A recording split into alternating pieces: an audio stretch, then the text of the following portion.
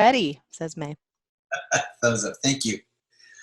Welcome to Teaching with CSD Learns, an Educator Experience webinar series.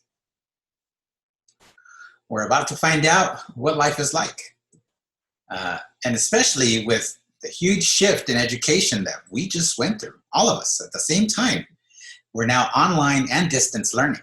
So we're going to take a look at that experience. But before we do, I just want to cover some house rules. This webinar is best viewed via computer. If you try to view the webinar on a cell phone or iPad or some type of device, there will be limitations to that. We have this program, voice interpreted. We also have closed captioning available for those who need so.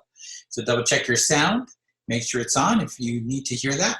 And again, if you are having any tech issues, go ahead and type those into our chat box. We do have a team here ready to support you in any way possible. Thank you.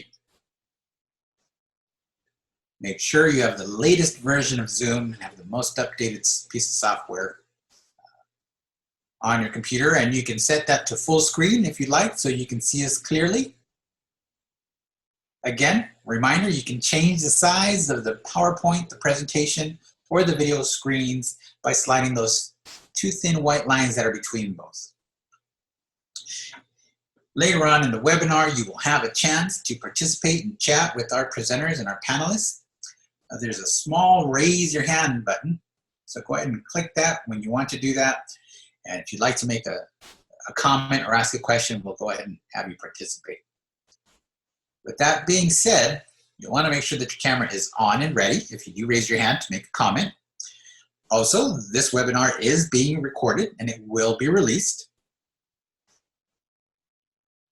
Our webinar from last week, Thursday, which was titled Transitioning to Online Teaching and Learning, that last week's webinar should be released sometime this week soon. Now, I do see Nancy making comments saying that she can't see. Nancy, you are there, and our support folks will get to you and help you in just a second.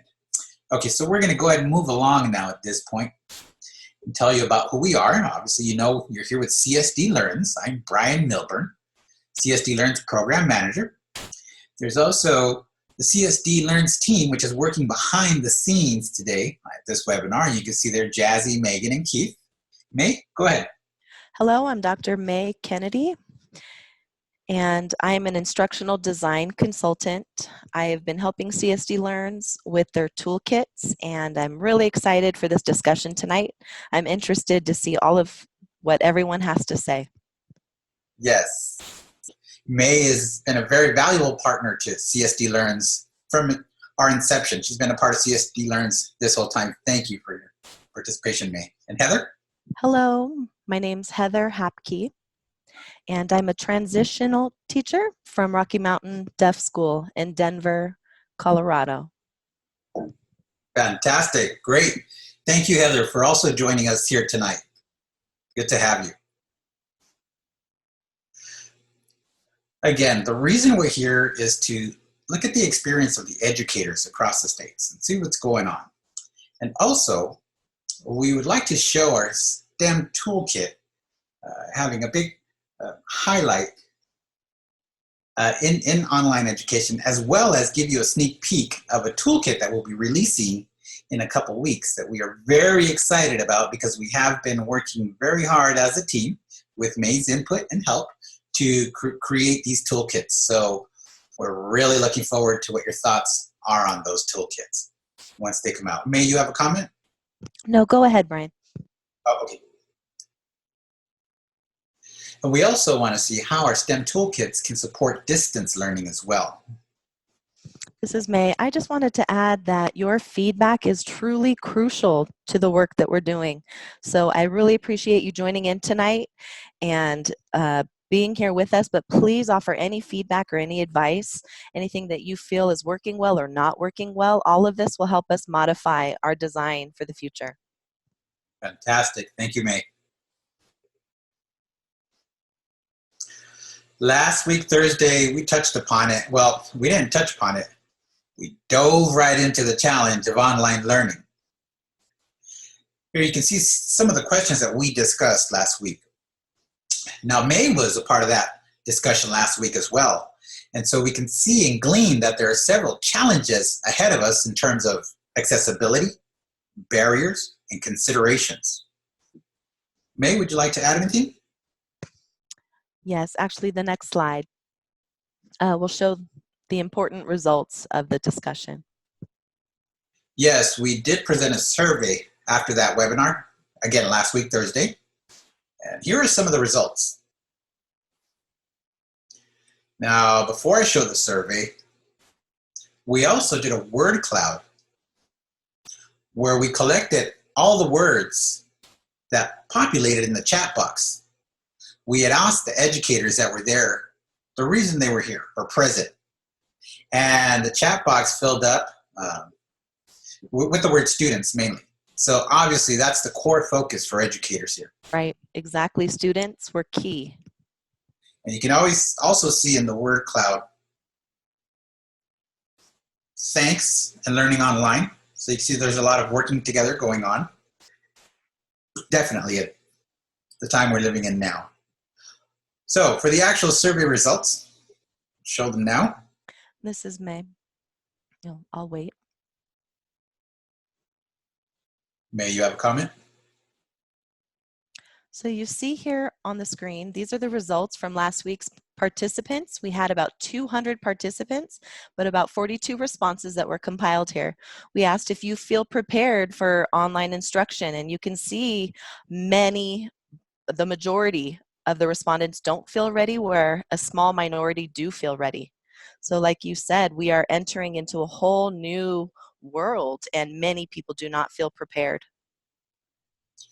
Right. Heather, which one of those responses lines up with you? This is Heather. I have to admit, at first, I felt ready. I felt like I have a lot of resources available to me online. And then day one, last week, Wednesday, day one for me was just truly full of frustrations because I had students who did not feel ready. So even though I felt good about it, my students did not have the skills to not navigate online learning. So now I think I'm more moderate. I'd say I'm a 3. Wow. So are you saying your thoughts have changed over time? Yes, they have. I wonder if that's happened to our audience as well. May says it's possible. This is Brian. Okay, the next result from our survey is this one here. Fascinating. A majority are self-taught in regards to online learning, meaning that people are rolling up the sleeves and just figuring it out through online toolkits or resources to figure that out. Also, probably nudging other fellow teachers to get that help. This is May. There's this. Go ahead, May. A small percentage are able to actually get the support they need with instructional design. So that means most are on their own and they're competing needs in order to shift over to instructing online. So true.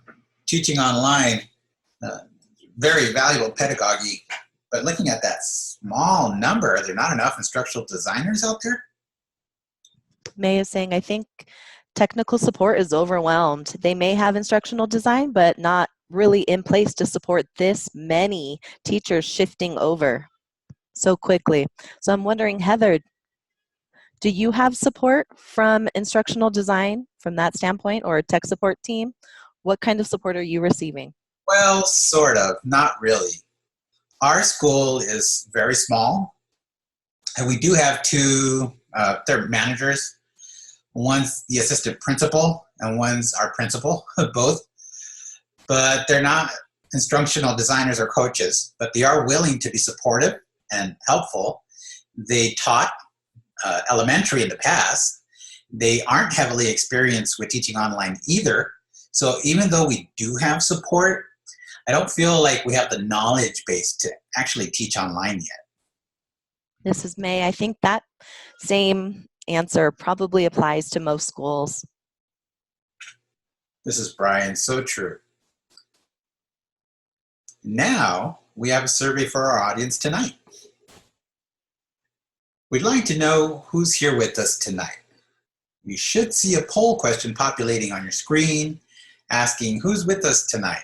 And it'll say parent, educator, e-learning developer, student. Okay, folks, you're saying the questions come up.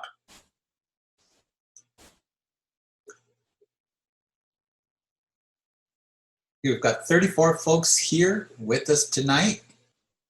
And I do recognize a few names. I know that those names belong to educators in our crowd.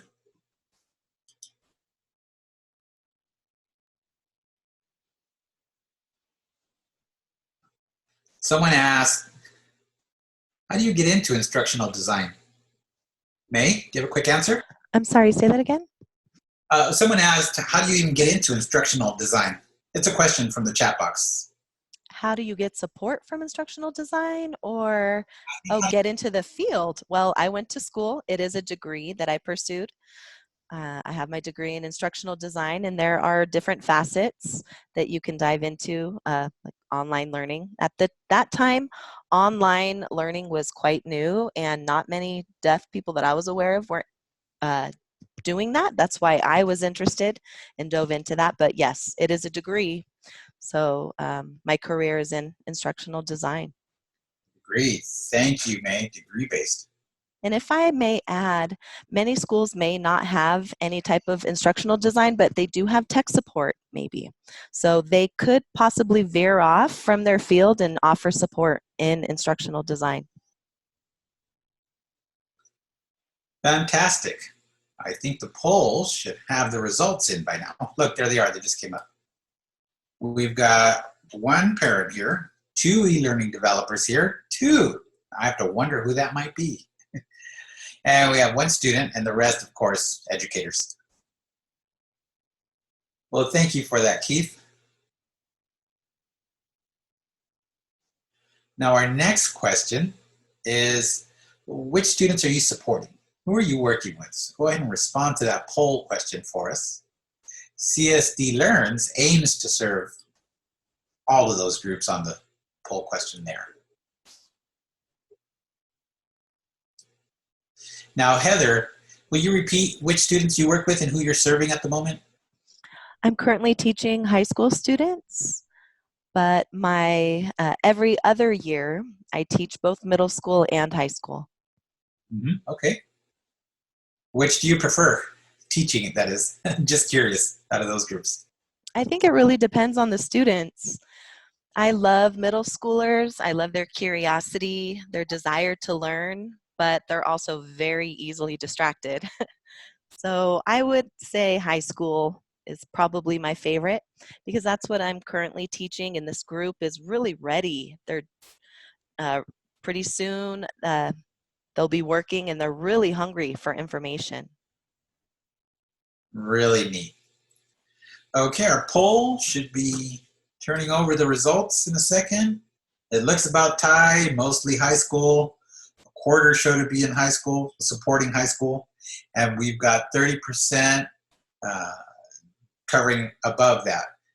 Secondary, all of you. Wow, says May. Yeah, wow, that's surprising. And we have one college level here. So thank you, folks, for responding to that poll question tonight. Last question for the moment is, what setting do you primarily serve? A deaf school, mainstream, a combination? Heather, can I ask your school, what type of program does it have? It's a deaf school. Yes, we're a deaf charter school. So we serve preschool through high school, all ages, all deaf students who are fluent in American Sign Language. And May, as an instructional designer, where have you served most out of these categories? I was just looking at the a question. Someone asked me a question directly. I can hold off on answering that, but you asked me which age of audience I typically work with. I'm shifting more towards post-secondary, interestingly enough lately, but I have worked with middle school, recently did a toolkit for a wide range of ages, middle school, high school. I'd say all of the above. Okay, that works.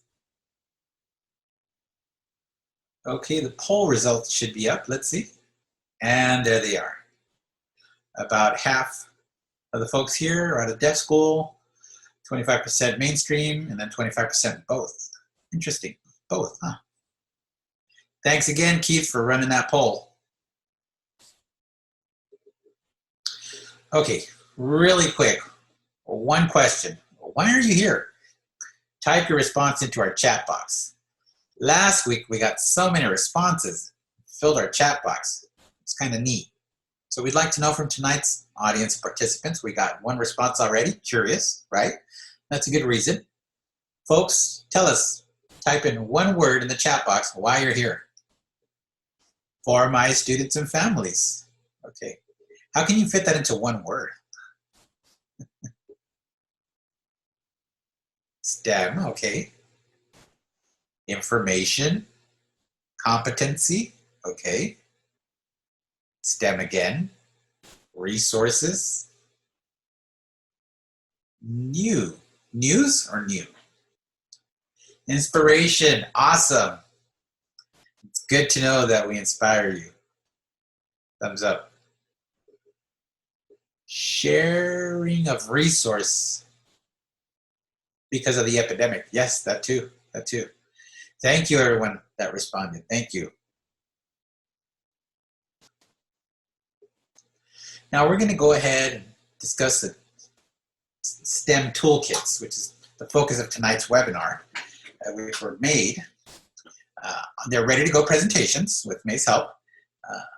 It's engaging content with videos, activities, and various other exercises.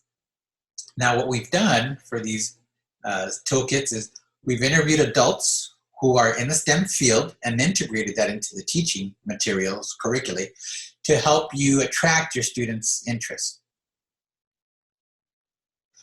Where your students have a role model that they can identify with, and therefore we can capture their attention much better and start closing those gaps in the classroom. Now, the materials are in PDF format, so that way they work with all computers. This is May. I just want to add that I am hoping that most of you have already seen our toolkit, but if you have not, then please keep an eye out for it. Visit the website, and from this point on, use these assignments in your classroom and see what use you can make of them. Now, I agree with that, May. I want to go through really quickly on what the toolkit looks like. CSD Learns started the STEM toolkit by working with RIT and TID. As you can see, we've got 4 role models there. We focused on engineering, coding, drone flight last year. Also conservation for Earth Day. Right. That was the focus. It was an Earth Day theme, so they were all part of that theme as well. In our interview videos, we asked our guests about their experience and what led them to the position they are at their job as a professional in their career. And we can see there, based off of those images, they showed what the daily life is like, what the barriers are in their workplace, and what they're looking for towards in the future. So we try to capture that whole experience. May, did you have a comment? Look like it. No. And then the next project after that was cybersecurity, where we worked with a teacher by the name of Stephen Forney, and you can see the video there. He videos himself discussing bite-sized concepts in cybersecurity. And he also does it as a cartoon to draw in his students' attention. He's got a middle school audience, so he knows what to do there.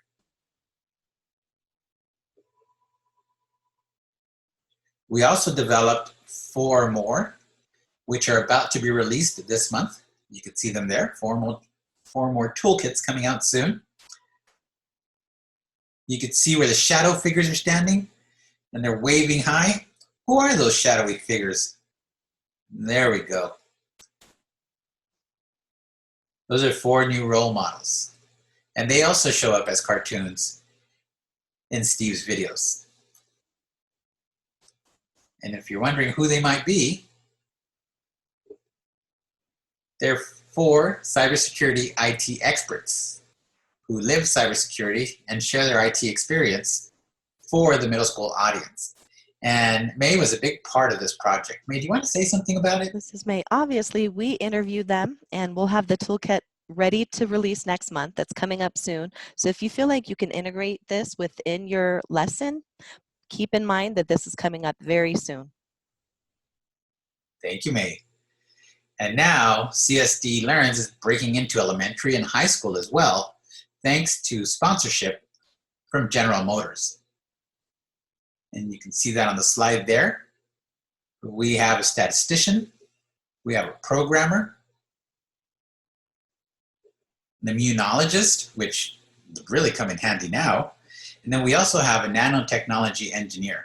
And they come in as cartoon characters, but you're also going to see their real live personas soon. All right, looking good. Anything else anyone would like to add here? No? No.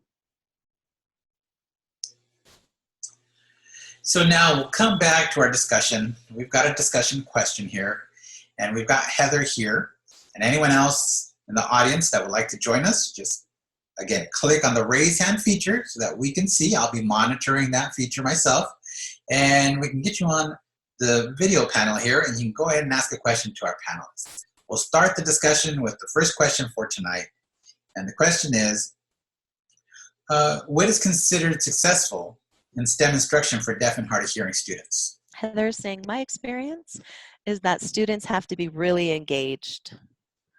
That is key.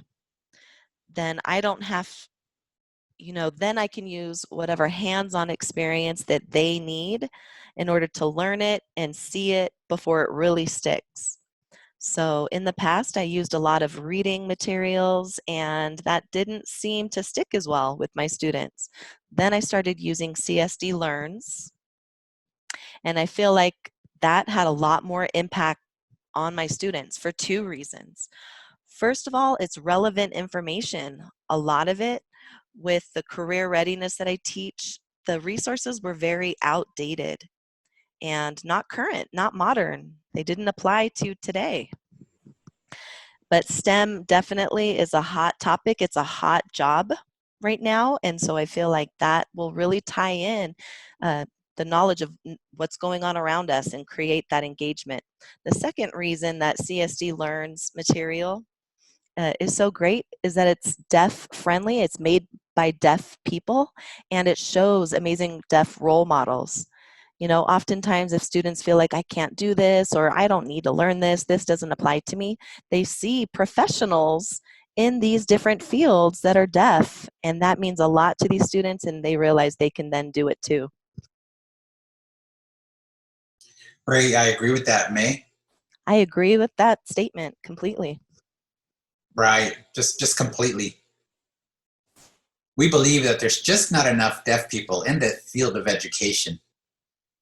I used to work at RIT, Rochester Institute of Technology, in the English department, and we found it tough to find deaf English teachers. That was a huge challenge, just searching, and it's just very tough to find that type of person, especially in the STEM field. Let's say a STEM field, a person who identifies as female, to just kind of narrow it down to that type of background is tough. May says that's definitely true. I'm wondering if any of the participants have any questions to ask or any comments they would like to make. Again, I've been keeping my eye open to see if anyone raises their hand. I don't see any hands raised yet. We'll continue moving along. So with this question, obviously we know we value role models and we know the impact that they can have. Through the earlier survey that we did on teachers using our toolkits, they all responded affirmatively. 100%. They said the role model helped draw in and motivate the students towards STEM learning, which is big just in and of itself. And that's the focus here. This is May. Also, having these role models will broaden their perspective of deaf careers, careers that deaf people can have. Instead of feeling like there's any type of limitation, they may not even also know that a career exists, and they'll see that a deaf person has broken into these various careers. And yes, so I completely agree. Right. There are also females that we interviewed. I think all of their responses, those females that were in the STEM field, said they never saw a deaf female in the STEM field themselves. And now with us working with females in STEM, we're working to change that and have an impact on the new generation coming up. Yes, definitely. Still no hands are raised, so we're going to move along to our next question. Give you a chance to read it. May, would you like to ask it? Yes, the question is, how do you use our STEM toolkits in the classroom and online? So how did you use before and after? This is Heather. Well, I saw a live webinar actually for students to join. And before joining, there was an option to use Cyber Sense Toolkit. And so I used that to pre-teach so that the students could participate, and that way I would be knowledgeable as far as what they were talking about after participating. And I really loved the toolkit for several reasons. You know, my students tend to have additional disabilities, not only deaf. So reading is a challenge, and also advanced concepts like STEM can be a barrier at times because there's a lot of heavy vocabulary, a lot of abstract concepts, but I feel like this toolkit made it all simple and very visual. There were great pictures, and words were kept simple, maybe 5 to 6 words on each slide. So the kids were fully engaged and they liked seeing that visual representation. They're also, I really liked the video because students could see another person talking about and emphasizing the very same things that I've been trying to teach them. Sometimes educators, I'm sure you can relate, your students just kind of get bored of seeing the same old teacher. They're like, oh, it's just Heather saying this to me again. But when they see another adult saying the same thing, they think, well, maybe my teacher does know what they're talking about. So I really like using this toolkit in my classroom. Do you want me to say any more and talk about online? Well, yeah, now that we've shifted online, how do you see, and the screen froze, how do you see things changing? Heather saying, so interestingly enough, we started teaching online last week, Wednesday, Thursday, and Friday. So we've had some experience already. We heavily use Google Classroom because the students already have their emails set up. Everything is tied to Google already. So it's just easy. It's a one-step access to Google materials. I do think that I would upload the PDF file. However, it's only a few pages at a time that you can upload because each file is so huge and dense. For my students who have a hard time navigating things online, it would become overwhelming, and that's not a good start. So I can download and print maybe, say, pages 2 through 5, I get it. and print to PDF, which means that the file will reduce to a smaller size. So you break it To, into more pieces, right? right, then it's broken down more. And I can see exactly the content that I want to focus on, and then maybe upload or make my own Google form where I can then assess their understanding, or we can have a discussion as a group within Zoom or Google Hangouts. Cool.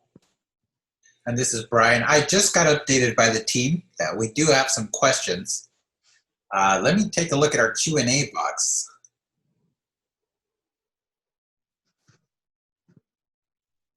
Someone asks, is there curriculum specific for deaf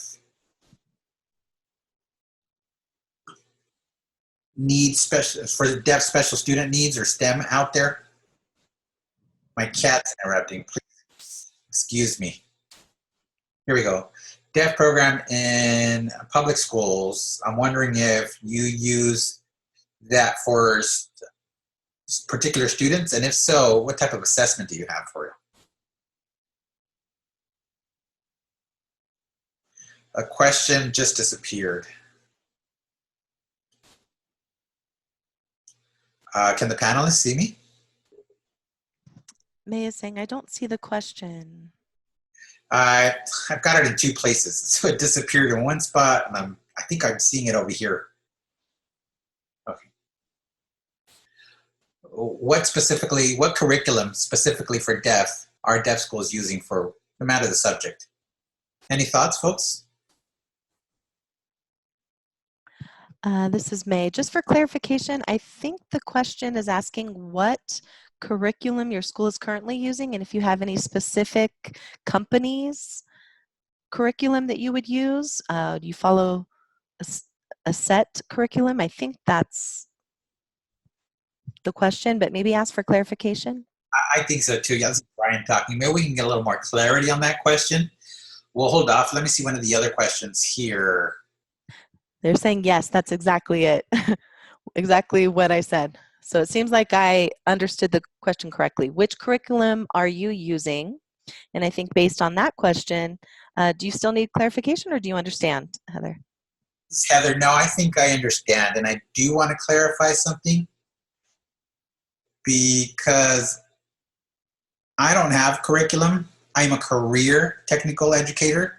And so this is new to us. We don't have a lot of curriculum or materials.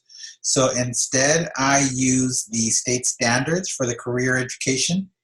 And then I adapt the material quite a lot. I have to make everything accessible in American Sign Language, but that's where I love CSD Learns because it's already there. I call CSD Learns curriculum my curriculum because I do rely on it quite a bit so that I don't have to spend so much time adapting everything on my own. Yeah, and we have been working, Heather, to make sure that we accommodate with Common Core and accommodate those standards and incorporate them as well. Looking at the comment box, Scott Cohen says there was a charter school in Tucson, Arizona called the Clerk Elementary School, and it was a sign-based curriculum. Sadly, funding ran out and they had to close, but maybe the resources are still available out there somewhere. I've never heard of that. Interesting. This is May. Same here. I haven't heard of that, but I have seen or heard of different schools that follow different curriculum, and they really range widely. So you're not going to get one answer from anyone.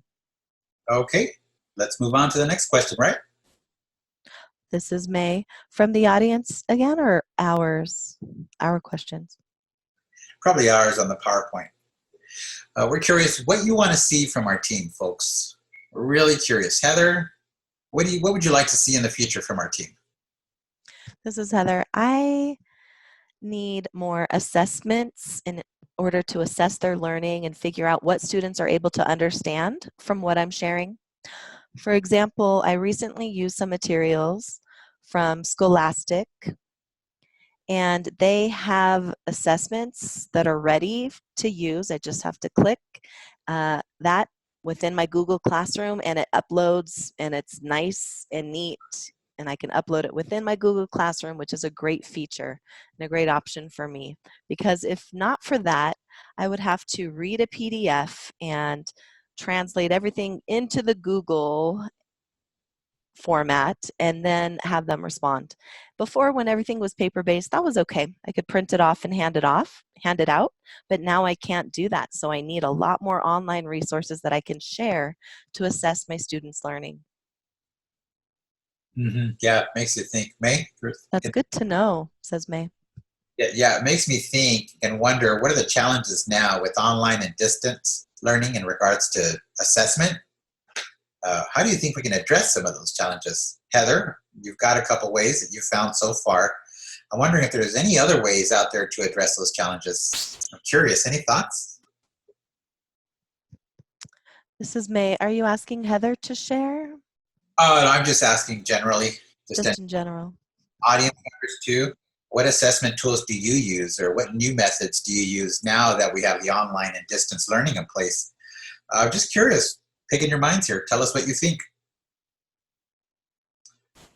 Okay, no one has raised their hands. That's okay. This is May. I have a feeling that most teachers are focused on lesson plans and getting their instructional materials put in place online, and they're not thinking so much about assessments. It's been such a shift that I think schools are not really pushing for assessments right now. That can be put on hold until students get more comfortable and all of the materials can be loaded online. That's my thought. Heather, I don't know if you agree with me or not. I would agree a little because we have tried our first week to expose the students to what e-learning is and what it's like. However, at the same time, we also want to make sure that whatever we do, the students understand. So our team, our staff, they have developed some interactive assignments and materials like that, kind of like a school worksheet, so to speak, that I can share with them, and the students have to upload, for example, a picture. Really, that is an assessment of their learning, because if they upload the wrong picture, or if they send the wrong information, or if they can't even upload, then we've assessed them. We know that they have faltered and need help or need support somewhere along the way. So it still impresses upon us how important it is to have interactive material. Uh, it's not just that we prime and expose them, but we've got to make sure it's making its way through and sticking. It's got to stick. That's right. Yeah, and this is Brian. Let me take a look at the comment box again. From Shari, we got a comment saying a lot of Canvas quizzes, a lot. And another comment coming in from James. James says, yes, it's so hard to try to be creative, especially honestly with assessment. It's been tough to find any online resource for that. Rose coming in saying May is right on the ball. Our school isn't pushing for assessment in those grades. Right now, we're looking just to support students with their social emotional learning currently. Wow, wow, powerful. May I say, just to add to that, last week's discussion, we talked about inequality. That some students have easy access and some students are comfortable and knowledgeable with things online. They can navigate that well, whereas other students may not have access or may not have the experience to work in school online.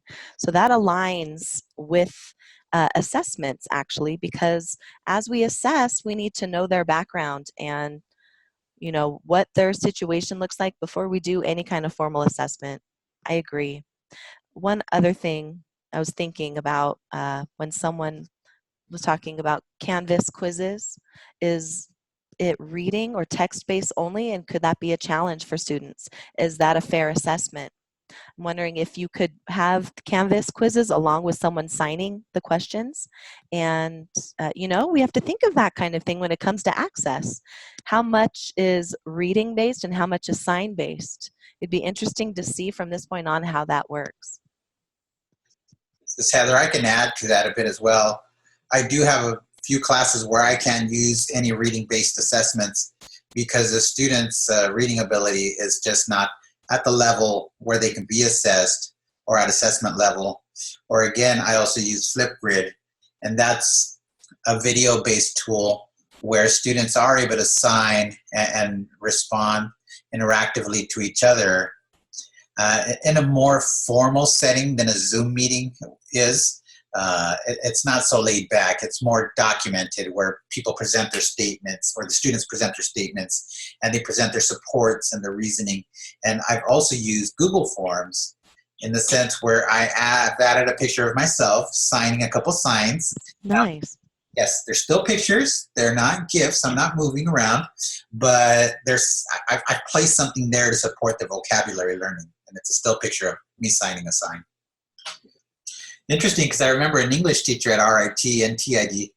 I thought freshman students, and a lot of them had questions in regards to what certain vocabulary or phrases mean for developmental English. I remember that experience having a lot of people come forward. So I wondered, now that we've shifted online, if you host an assessment online, it's best to give yourself some Zoom availability for any questions, right? And then Yes, we could. a little more confident if you're available to them. Heather's saying all of our classes are actually set up that way. Students sign up or sign in, so to speak, into class with Zoom or Google Hangouts. And we typically just leave the video open and our video open. Students shut their video off when they are doing their work. And then if a student has a question, they can open their video and ask their question. That's how we handle it. That's a great idea. Yeah. That is nice, says May. Looking at the comment box, it looks like Beret says, like office hours? Yeah. Yeah, Beret, I guess you could consider them office hours. Heather's saying actually we do have class time and office hours. So in the morning we have class, short 40-minute class time. Each class is 40 minutes and then a break for lunch. And then an office hour in the afternoon, which is really nice because then students can ask questions one-on-one that they may not feel comfortable asking during class. And also because class is so short, they may, not have had the time to really process and think of their question.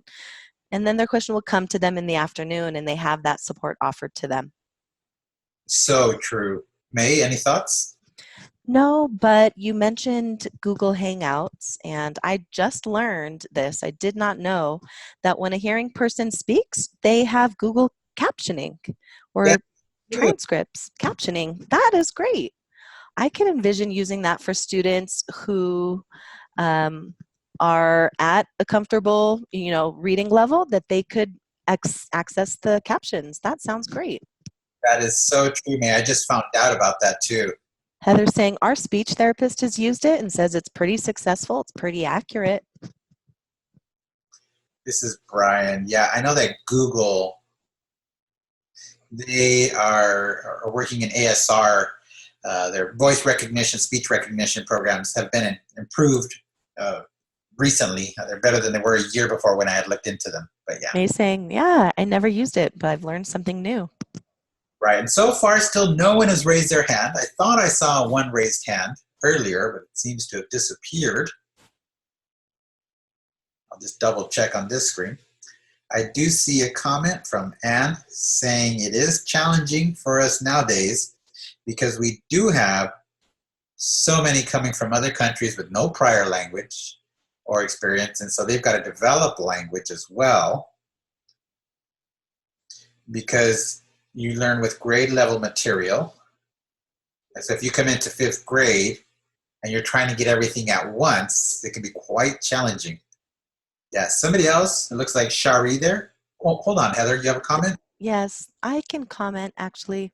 We have one student who's from Ukraine and the student came in third grade and the same thing happened. It was quite frustrating and didn't know which language to start with. So we pulled him out and he had ASL time right away. We didn't want him immersed in a full classroom setting because he'd be overwhelmed trying to learn content and language all at once. Yeah, this. May is saying, I can imagine the transition being quite difficult for a student that doesn't have the language. Having to break it down into bite-sized pieces is crucial, and that's what CSD Learns does.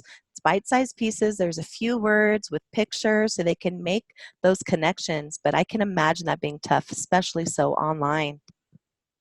It is. And now another comment from Sherry says, I've been using Canvas a lot before this recent change to distance learning and this challenge started for quizzes, Google assignments, for online work. It's all there. Huh. Another question coming in from an anonymous asker is how can we create interactive learning activities online where peers can work together, like a science class, a group? How can we make that happen?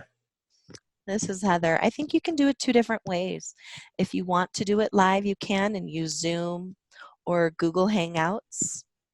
There's different software out there. And then the other option is depending on your school. Some schools will not have specific hours. For example, a student can log in whenever they want at 8 a.m. and another student could log in at 10 a.m.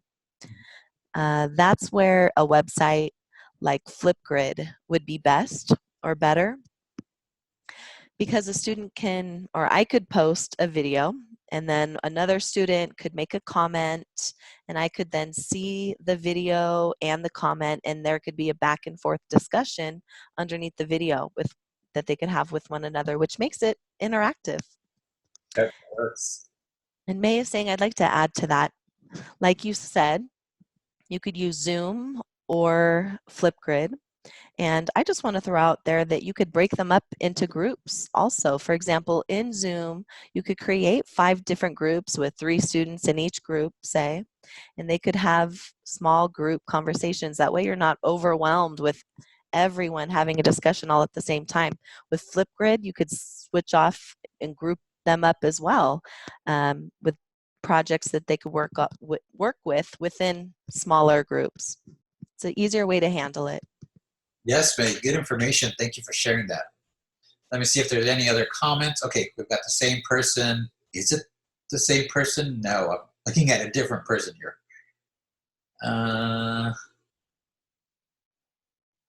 Got to filter out my questions. Another question for May is, do you need to be a teacher first before becoming an instructional designer? Amazing. I actually saw that question. Yeah. So the answer to that question is no, actually. I chose that route and went into that field without a teaching background. So no, it's not required. Okay. Next discussion question. Again, relating to our recent conversation, what STEM resources or toolkits have you found to be beneficial? Just wondering what you all are using. Since you had to get things going right away, I'm wondering what you folks are using. This is Heather. Remember, I'm teaching high school, so it's hard to find, biology or chemistry, high-level science classes online. But I did find Khan Academy, Khan Academy, has some really neat resources. All of their videos are captioned. They're regularly captioned, and they take breaks in the middle of each video to offer an assessment. So I can check for their learning and not wait until the very end to do so. They have different mini lessons as well. So I feel like that is a good resource for students. That is for students who can read well. If they're struggling with reading, it is not a good tool. Mhm. Second, I like PBL Works. PBL is an acronym for Project-Based Learning. And that is a really helpful tool for students who need more concrete information in a more interactive form. It will require support from parents. However, they have really good lab type activities, where we could host those in a classroom and now we can't. PBL Works will provide good tips on how to give structure to assignments or to different assessments of learning. And that ties in with advanced science and engineering. For math, I think cooking is really the best way to teach math Okay. for my students. Yeah, they benefit from cooking because there's so much skill involved. You have to read the recipe, the instructions, you have to follow steps so they learn sequencing. If you mess up a step, you know in the end that you did something wrong if it doesn't turn out right, doesn't taste right or look right. So I think, and cooking in itself is a great life skill. I definitely think that there are websites out there that have good tips for math and cooking at the same time. And this is May. I'm wondering if you've looked at DefTech's curriculum for STEM yet. Yes, I have used it before, and I do like their videos. Yeah, I'm really curious. They just added additional curriculum for high school STEM learning. Oh, I have not seen that. No. Yeah, I'll send you a link. I'll send that to you too, Brian, so you can share it with all the folks here. Yes, and I do see a comment coming in from Kimberly saying that Khan Academy is also broken into smaller pieces as well for practice. CSD's Learns team has been looking towards Khan's model, yes, because they do love the deaf. They would love the deaf and hard of hearing version of that. We know if we got that out there, it'd be really powerful for the community. It's they have endless numbers of videos at the Khan Academy. Yes, they do. This is May. And I see another question coming in to the chat box. Someone says, Shari again says,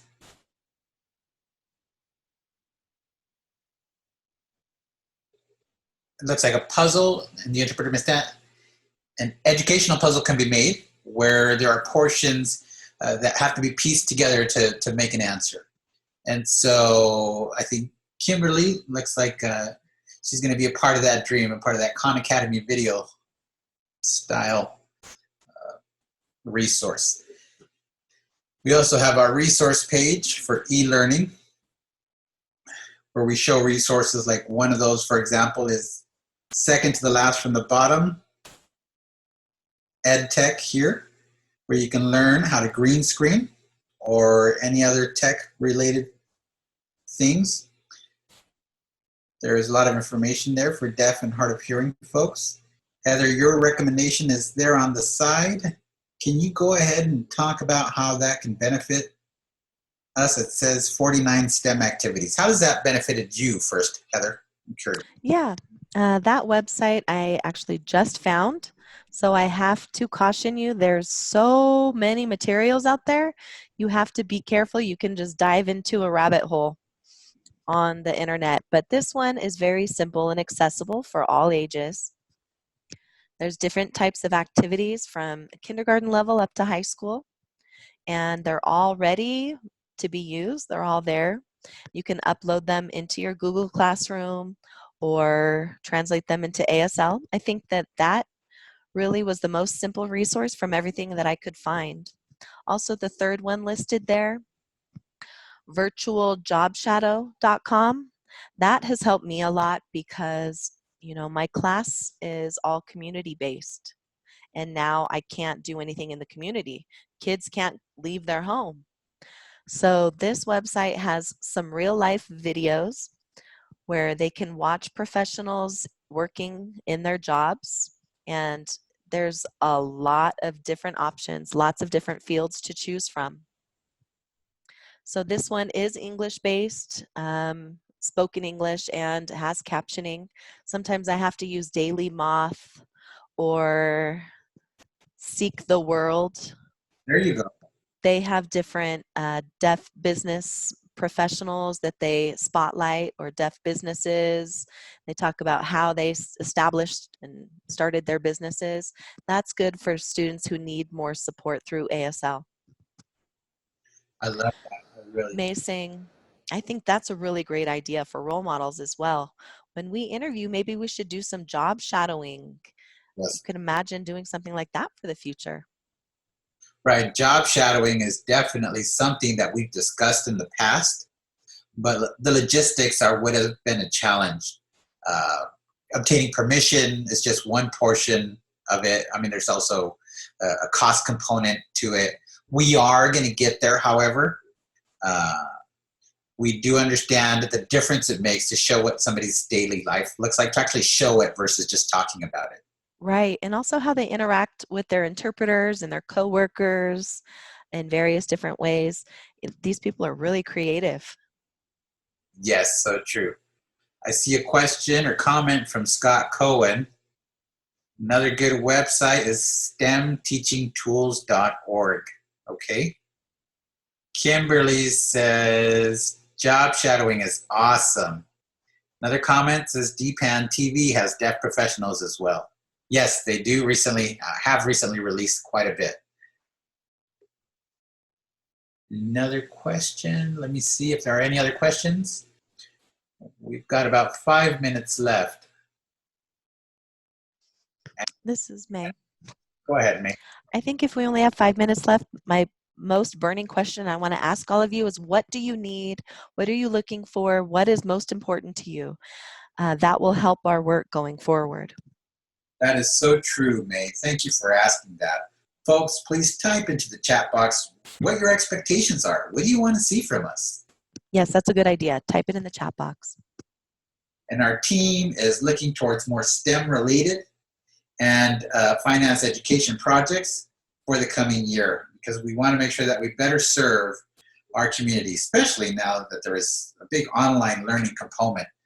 So again, from our participants, if you can make some suggestions, make it a one-word suggestion, please type that into the chat box on what you want to see from CSD Learns. Back to Cherie's comments, says, I know a lot of deaf and hard of hearing teachers who make ASL videos on different comment. So how can we make sure that they're able to share it, to share the wealth with each other, basically? Heather's saying that's a good question and something I think we need to ask our administration. Right.